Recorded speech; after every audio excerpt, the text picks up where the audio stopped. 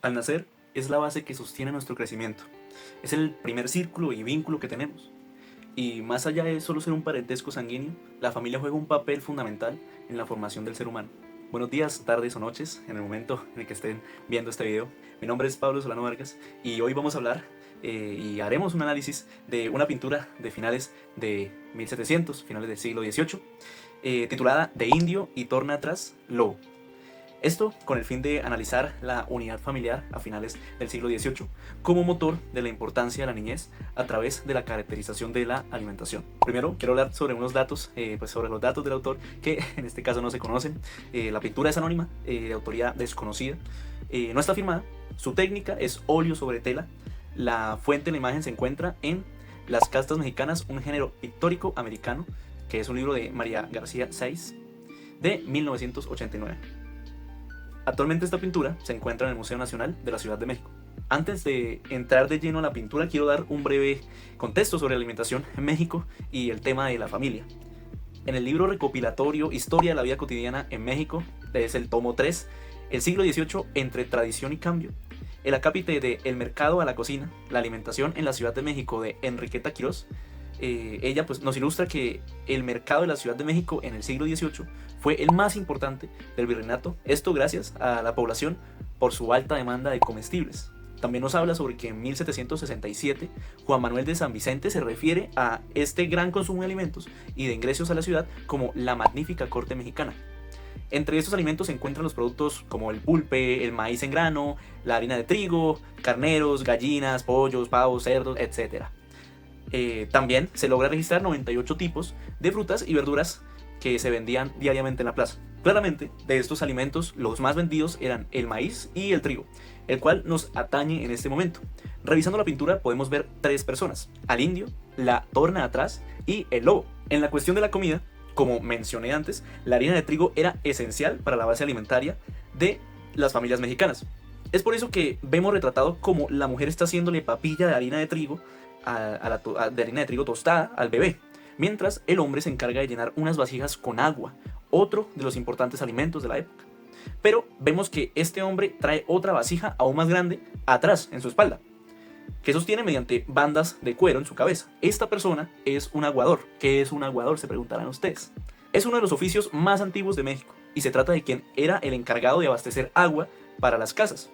Al ser una labor vital y al no existir en ese momento como un acueducto o un sistema de alcantarillado para traer el agua y para llevar también el agua que habían de desechos, aunque el aguador no hacía eso, solamente llevaba agua, al ser una labor vital para cada una de las familias mexicanas, quienes se desempeñaban como aguador o aguadores, se convertían en hombres de confianza de todos los hogares, claramente, porque el agua es vida. Además de ser sumamente respetados, pues incluso prestaban sus servicios en caso de alguna calamidad en la comunidad, como podría ser un incendio. Analizando un poco más ya la parte como trasera de la pintura, podemos ver que en el mesón donde la mujer está cocinando tenemos algunas cáscaras de fruta que posiblemente eran manzanas, las cuales pudo haber utilizado para la preparación de la papilla, ¿sí?, la que le va a dar al bebé. En este caso vemos que en la parte de atrás, como podemos ver, en un estante tenemos una vajilla.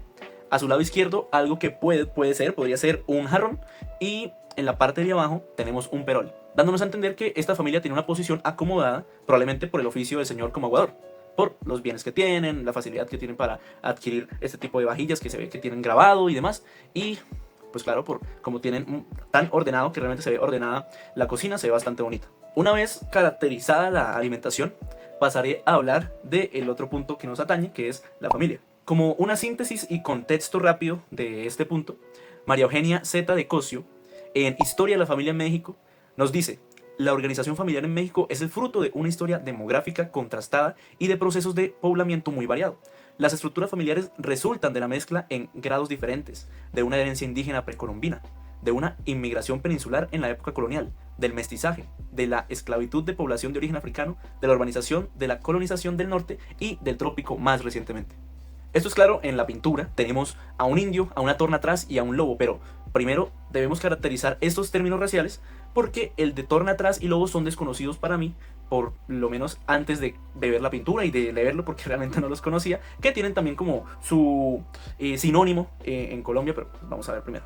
En el caso mexicano, el torna atrás era una categoría dentro del sistema de castas del México colonial, utilizado para clasificar a los individuos nacidos de la unión entre un español y una albina, descendiente de español y morisco. Indicaba que la mezcla genética se alejaba del fenotipo europeo y volvía a oscurecerse, acercándose a las razas originarias. Y el término lobo hace referencia a una persona nacida de la mezcla entre indígena y negro. En este caso, a la torna atrás se le consideraba negra, dado que su mezcla entre ella e indígena daba como resultado a un lobo. Como ejemplo tenemos la terminología racial de esta otra pintura, que dice: de español y albina, negro torna atrás. En cuanto a la familia, vemos un sentido de unidad entre los tres. Se nota el cuidado que tienen con el bebé, se ve bien alimentado, se ve sano, y tenemos esta forma como de triángulo que se forma entre los tres, demostrando una comunidad de familia nuclear: padre, madre e hijo. Hay que recordar que para finales del siglo XVIII la figura del bebé o del infante estaba cambiando, y mucho más adelante, a mediados del siglo XIX y ya todo el siglo XX, la figura del adolescente sería la que tomaría mucha más fuerza. Como ejemplo de este cambio y esta atención más detallada al bebé por parte de sus progenitores, en el libro Historia de la Infancia en América Latina, en el capítulo El derecho de nacer y crecer, los niños de la Ilustración en Perú del siglo XVIII, de Claudia Rosas Lauro, nos expone que la construcción cultural de la madre ilustrada, predecesora de la madre burguesa, redefinió en muchos aspectos los sentimientos y comportamientos relativos de los niños, estableciendo un antes y un después. Mientras que antes la alta tasa de decesos de los infantes influyó en una cierta indiferencia frente a su muerte y hasta en un sentimiento selectivo hacia ellos, ahora se debía prodigiar todos los cuidados para llevar adelante el embarazo y el alumbramiento. En principio, para demostrar un verdadero amor maternal, era necesario seguir los preceptos médicos de higiene y salud durante la gestación, pero sobre todo, ya nacido el vástago, amamantarlo de su pecho y cuidarlo personalmente sin encargarlo a mujeres extrañas. La relación estrecha entre madre e hijo estaba reflejada en la lactancia materna. Y es este sentimiento de maternidad al que vemos intrínseco en la pintura. Es una escena de serenidad pura, un momento cotidiano donde su pareja abastece de agua a su casa mientras ella le prepara comida a su hijo, quien, repito, se ve bastante cuidado y bastante sano. Es esta, para mí, la esencia de la pintura: el niño como eje central de la relación, donde la comida funciona como un hincapié, como un motor tanto económico como social para la familia, y también el impulsor de la cría y conocimiento del infante. Una mañana o un mediodía calmado donde el padre trabaja y la madre cuida de su retoño, donde los colores cálidos y suaves del óleo ilustran a una familia pues viviendo cotidianamente en el México de finales del siglo XVIII.